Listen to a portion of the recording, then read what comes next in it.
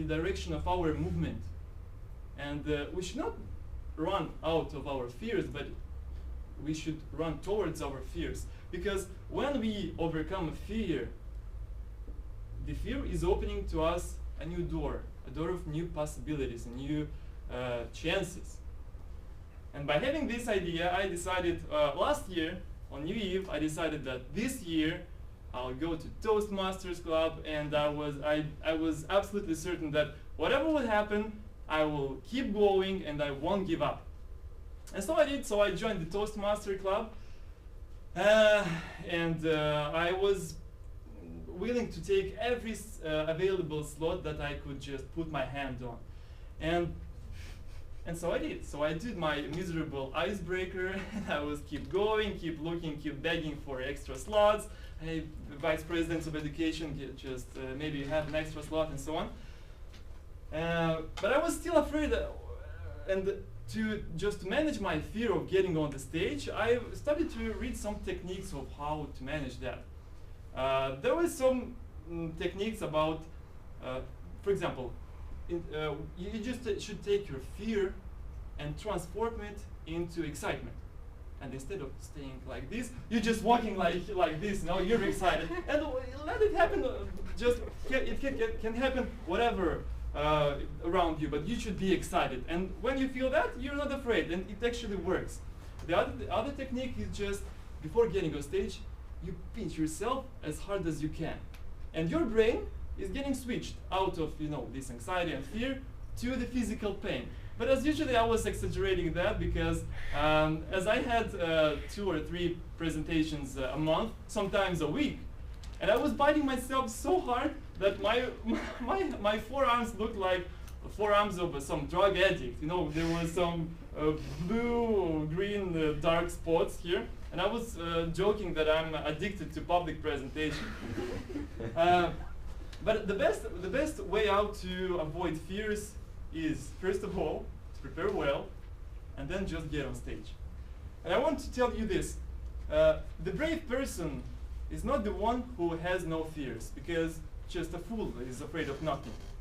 The brave person is the one who is afraid but is acting.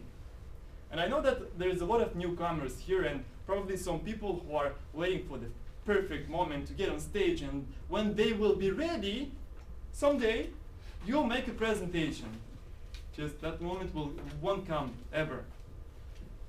What I want you to do is to be afraid. So please, be afraid. Be as afraid as you can. But despite that, act. Act, and your fear will open the door that you could ever imagine of. So thank you very much. Thank you a lot, Ivan. Actually, frankly speaking, for the last 2 weeks, I have seen Ivan being a Toastmaster. I have seen him more than any other Toastmaster, actually. And now I know why, Ivan, so thank you for revealing your secret.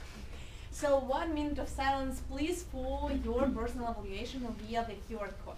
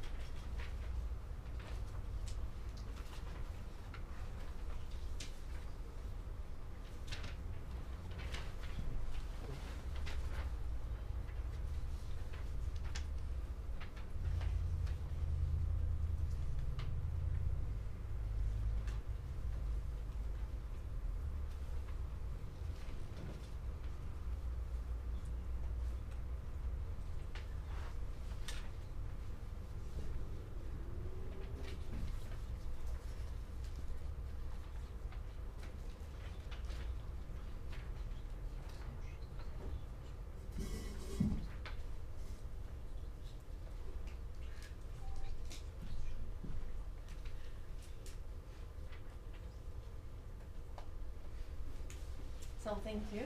The minute is over. And now it's time to welcome our last but not the least speaker, the third speaker, whose name is Natalia Kazakova. And while we are welcoming her on the stage, applauding,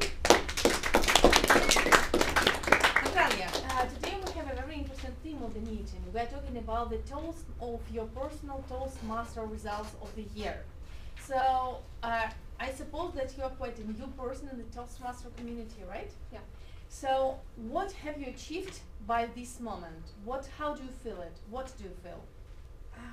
So I'm still a bit scared when I start my speech, but as Ivan just told, I'm not waiting for a right moment. I'm just getting every chance is possible, and as I feel I'm improving a bit. So and I hope that at the end I will be the same self-sufficient Toastmasters as you are. Thank you a lot, Natalia. And of course, you will be a perfect Toastmaster and wonderful public speaking. And now it's your time for the project called Home. So home, sweet, sweet home. About what do you think when you hear this word? What does it mean for you? What do you imagine as a home? Home, it's like a nice, cozy, safe place where is a smell of cinnamon buns and the melody of children laugh. Something very safe and very pleasant. But in my childhood it was a bit different. My home was not such safe and was not such cozy. And I was growing up mostly exploring the world outdoors and finding a safety in a library. And so day by day I was growing up, I was exploring the world, and when I moved to Moscow I rented a room in a big apartment at the historical center at the center of the city, which has perfect location for exploring the world, perfect access to a library and to different classes which I attended, and which I used just for sleeping, and I really didn't care where did I live.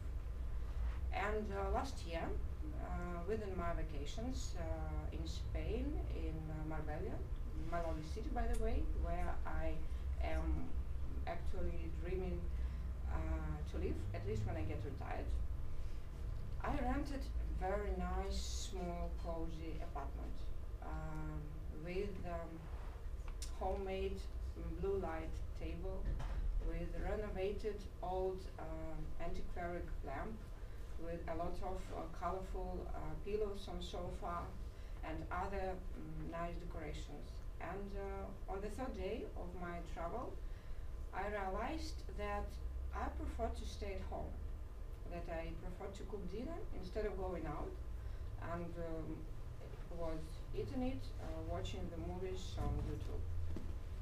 And it was first time when I felt what it was, sweet, sweet home. And when I came back to Moscow, I really missed my Spanish home. And I started to think what to do, as my profession didn't allow me to move to Spain currently. So the only one thing I could do was just created it in Moscow. So what could I do? Just took a mortgage and get my own apartment. By the way, before I was so scared of this idea because I was thinking that all my travels would stop. So for what else should I live? But this dream about home and this feeling of safety and happiness was so strong that I decided to do it. And what was interesting that I did it really fast. So I started to look for apartments every day after work, and in 1 week I found the perfect place where I would like to live. And in 1 week I got an approval from a bank, and in 1 week I signed the document for getting a mortgage and buying a new apartment.